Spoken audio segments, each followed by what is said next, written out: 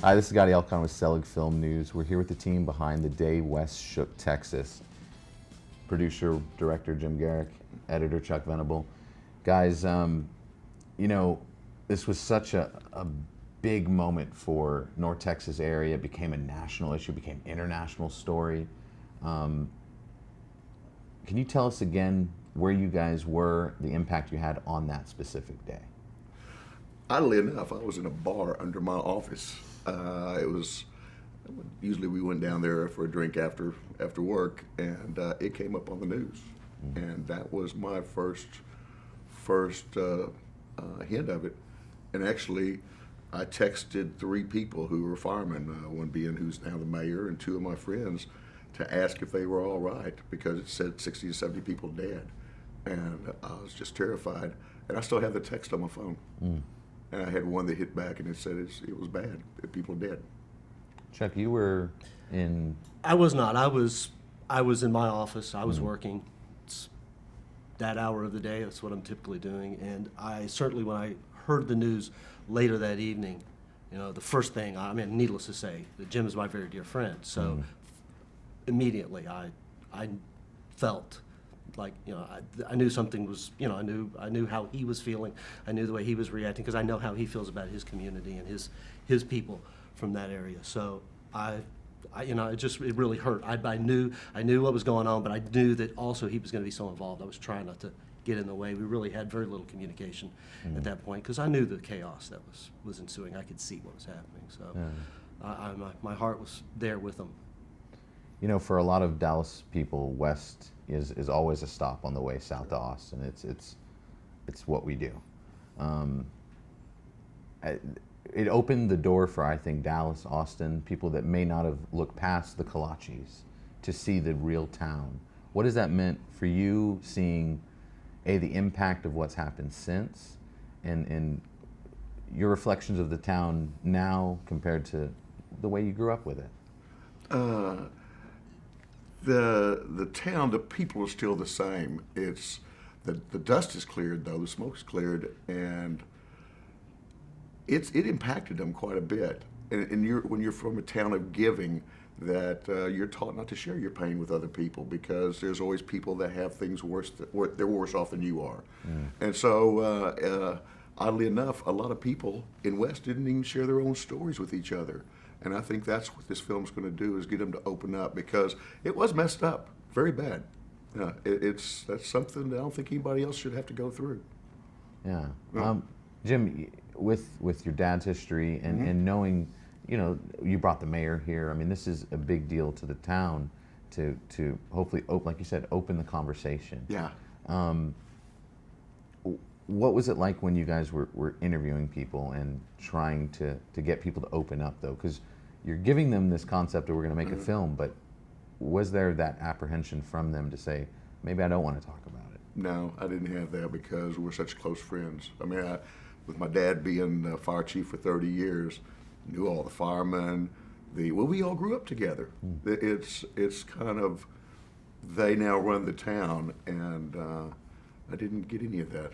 Well, and that's one of the really important, I think, critical elements of this picture, and the way that I feel like it has the kind of impact that it does is because these are people that are talking to not just a guy with a bunch of cameras around. I mean, okay, he's a famous director couldn't have got these people to say what they said to him, and you could see it. I could see it so clearly as I'm looking at the footage and looking at their faces, and I can feel their pain at times and their joy, and oftentimes their silence spoke. The words that the words couldn't say. And so I know they couldn't have done it. It couldn't have happened in any other way with less, with someone like Jim and his relationship with everyone he had a conversation with. Was it interesting? I mean, you had the footage. You looked through this footage. Were there moments where you're like, I don't know if I can put this on screen? It's tough maybe for Jim or anyone else. Definitely. I felt like I owed an element of discretion to the families, who lost members of their family. I really felt very strongly about certain things. There were things in the film that could have been put in there that, you can argue one way or the other, but I just felt too strongly about the way other people were going to feel, those, especially those who lost loved ones. And when you talk about people who lost loved ones in West, you're not talking about a mother and a father. You're talking about siblings and in-laws and cousins, and this thing extends out. The ripples are well beyond just where it happens. And so, yes, I was very conscious of that. I tried to be very conscious of that. You know, the shook part's really an interesting part, because this was felt so far north of here and south, all around. That impact, it seems like the surrounding areas looked into West and were worried and concerned, and the amount of coverage that came in because of it. What do you think of that? Because I think that's another element of it, just the amount of people that came out to see what's happened here. After I had seen it on TV, I knew I had to go down there and help out, and they actually made me PIO because I'm in the film industry. And what amazed me was the amount of satellite dishes that were there. I had to deal with Beijing TV, Al Jazeera. There was literally everybody there, and I knew I had to feed them press releases so they didn't feed on social media. But what the amazing part was the outpouring of help. So the town's 2,500. I think there was 1,500 people that came into the town, either called in or just came out to help. First responders, everything. They came from all over. Wow. Jim, was there a question that you didn't want to ask anyone, or was there? I know you're close to those guys, but was there a question you were afraid to ask someone, but you did it anyway? You fought through it. I mean, I'm curious. Do you have a struggle? You know, I don't think so. For some weird reason, I had a picture in my head, but I wanted people to feel what they felt, and literally it was what they were doing, what they experienced, because I wanted the people to have their own voice, their say-so in what happened, and really challenged Chuck quite a bit in that I didn't want to write a voiceover for it, because then it would have been my story, and I didn't want it to be my story, I wanted it to be theirs. And I think I wanted to keep this alive, because if it got kicked down the road, it'll happen again, and nobody needs to go through this again. Yeah. You know, Jim, earlier you said that the smoke is cleared. Can you talk about the process of, you know, cleaning up the town, that process that Wes had to go through? I mean, they had to clean up the mess, and that must have been cathartic, but also very hard. You know, I think everybody ran on adrenaline for all this time, and that sense of urgency kept everybody going.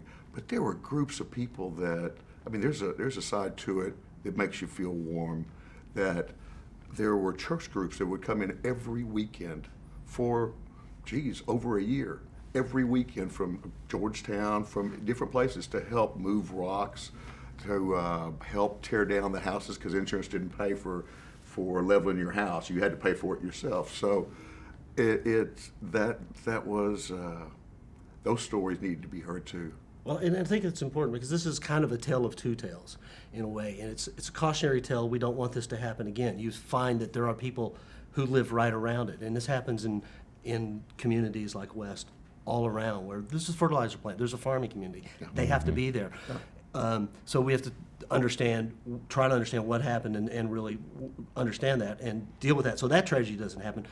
But the other thing you want to happen everywhere is what happened in West, the way people came together, the way the community came together, and the way the outside of the community came together because of their understanding of West itself. That's a story. That's something you want repeated over and over. So this is the two parts of this tale. Definitely. Yeah. What's it mean to show it here in Dallas? I mean, it feels so close and so warm to have you guys bring it here. That was a big deal to me because it's my backyard, it's their backyard, and for them to be able to come here. And it did put a little pressure on us because we weren't literally finished with the film, and we didn't know it had to be a lot longer than we had it. And Chuck and I sat down and we agreed that if it was vetted and the judges thought that it was good enough to show, we had to buckle down and do what we needed to do, and we did. And for them to come see it. And this healing method that's going to happen, that I really think is going to happen, I can't. There's not words for it from you. he can't wait for it, is what he. Well, yeah, but I just can't describe it. What's going on with Emmy right now? Wow. You know, talk about the adrenaline of getting it here on time. That must have been heart pumping on its own. I'll let you take that one because yes, yeah. I've been editing for 35 years. I'm well trained for sitting in front of a computer screen staring in one direction for long stretches of time. So yeah, it was a challenge, but you know, it was not anything I was ever gonna let go of. You know, when Jim says this is something we've got to finish it, we got to do this. I'm like, then we did. I pulled out my laptop right then and there and threw my hard drive on right in front of him at 11 o'clock at night. I said, let's get started again. You know, and it was an emotional roller coaster because you're sitting there and the stress, the pressure it puts on you, but that drive that you can't let it go out unless it is the best it can be. And that's what we did. Hope so. You know, kind of final question, guys. For those young people that haven't made that journey through West or been there, tell us, to those folks, the young people, what they can see that's still present and still completely alive in the town. West is still here. West is it's a way of life, but it's a good way of life. It is, you're raised on values, you're raised on right and wrong, you're raised on doing the right thing. And that's something good to see of how people just throw in together for anything. It's not just even rebuilding this town, it's just life in general. And it's something to see and appreciate and try to recreate. Well, again, recreate. This is where people know their neighbors. We talk about it, we hear this all the time. You don't know your neighbors. You know, people were oftentimes the explosion happened, they fell to the ground, they got up, first thing they would say is what happened, and the next thing they would say is, I wonder if the lady across the street is okay. You know, they know the people. And so I think that's, again, part of the tale that we want to replicate. And that's what we need to talk to people. You need to get out and know the people across the street from you. Because, you know, we're gonna all need each other sometime. Yes, as I said, yeah. Yeah, I think that's a perfect sentiment to it. I know the festival's really proud to have you guys, so thank you so much for coming and being part of the festival and getting it done so quickly. Yeah. Well, thank you for having us. There you go. I got to say thank you for having us, because what it's going to do for my friends and family is tremendous. Thank you guys so much. Thank you. Thank you, Jim. Thanks. Thanks, Jeff.